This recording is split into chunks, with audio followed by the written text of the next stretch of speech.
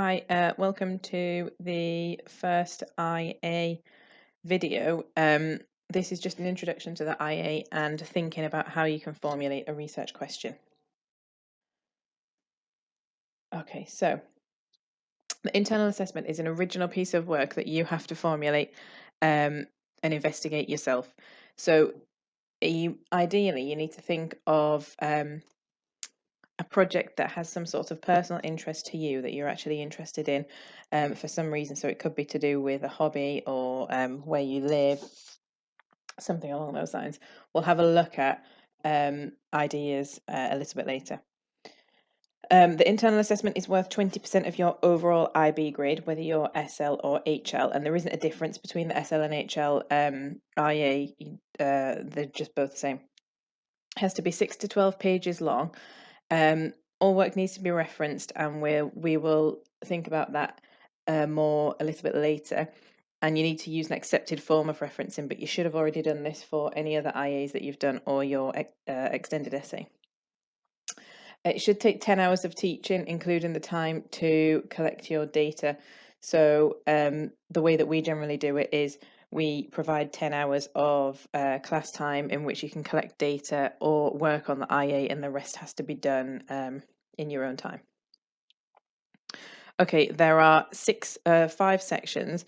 So there's personal engagement, which is all about whether or not it's an original project and whether or not there's actually some sort of personal investment in it.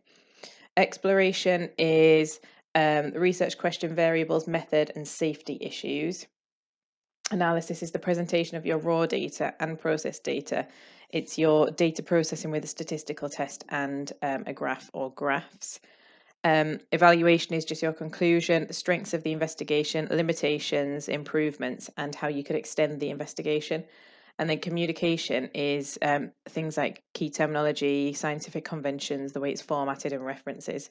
But we'll look at that in a little bit more detail later. You can see here that there's 2 marks available for personal engagement, 6 for exploration, analysis, and evaluation, and 4 for communication. So the overall mark is out of 24. Okay, so when you're formulating your research question, make sure that you come up with the question. So don't Google IB biology IA questions, because that is not an original question. You're just taking someone else's question. Make sure that there's some personal interest in the question. You're going to have to justify why you chose it within the investigation. So therefore, you need something to write about. And then obviously you need to explain the interest and explain why you chose that question. And ask your teacher lots of questions, because they can help guide you. So you might have a question that you think is a good research question, but your teacher might be able to formulate and make it into either an easier lab-based question or a question that's slightly more difficult and taxing for you. Don't take a question from the internet, like I already said. Don't get a method from the internet. You have to write the method yourself. You can't have the same question as somebody else in your class or in your school. And don't work with anyone else, so you can't work in groups. It's an independent piece of work. It's not a piece of group work. Okay, so what's in a research question? We're looking down here. So ensure that your research question includes the independent variable, including the manipulations of the IV. So for example, if you're looking at the effect that temperature has on something, you need to, in your research question, include the temperatures. You also need to include the dependent variable in full detail. So often people will say they're looking at the effect of temperature on the rate of something. Unless you're using something that specifically measures the rate, then you can't have that in your research question. You need to have something like the time taken for the solution to turn from pink to white, or the amount of time, or the number of bubbles counted within 60 seconds, or something along those lines. So the dependent variable is the thing that you actually measure. You may well calculate rate later on, and you can include rate in the research question as long as the dependent variable is very clear. And you might want to include some context as to why you're doing the investigation. So on the right here, don't use this question.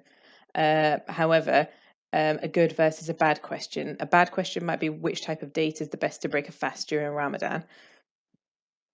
The good question would be, which type of date, and then in brackets you've got your manipulations of the IV, so all of the different types of date there. Which type of date has the highest reducing sugar content as measured by the absorption of the solution at 540 nanometers and will increase the blood sugar the quickest when breaking the fast at iftar during Ramadan? So you've got your independent variable, the date and the date types, the dependent variable, absorption of the solution at 500 nanometers, a little bit of context, increasing the blood sugar the quickest when breaking a fast during Ramadan. So that's formulating a research question. I think the next, this is what we use for you to just kind of identify any links to the IB biology course. So just all your favorite things. You don't have to do them all. And then if there's any links to biology courses that you could think about when you are thinking about your favorites. And then what you do is you choose one of your favorite things, think about possible independent variables, think about possible dependent variables, and suggested research questions. At this stage, it literally can just be the effect of temperature on the rate of a lipase control reaction. That's fine, because then later on, you're going to think about full research questions here. So hopefully you don't have to do all 6 of these for your teacher, but try and do 3 to 4 of them, of these suggested research questions, and then narrow them down into research question 1 and 2. Your teacher will be able to do that. And then once you have made a decision on the question, someone will sign it off for you. I also wanted to talk quickly about personal engagement and communication. So personal engagement, there should be a paragraph, the first paragraph ideally, explaining the reasons why you chose the investigation and your invested interest in it. Preliminary work can also show your commitment to the project.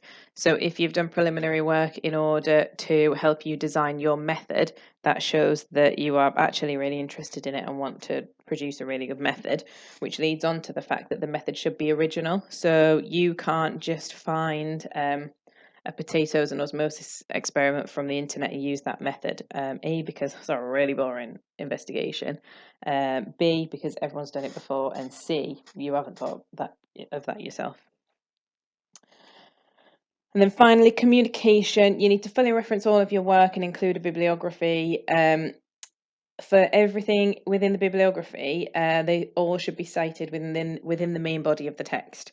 Your bibliography should ideally have a range of sources, so not just loads of internet articles. Like, try and use some books, research papers, articles from magazines. Try and get a range of sources for your bibliography.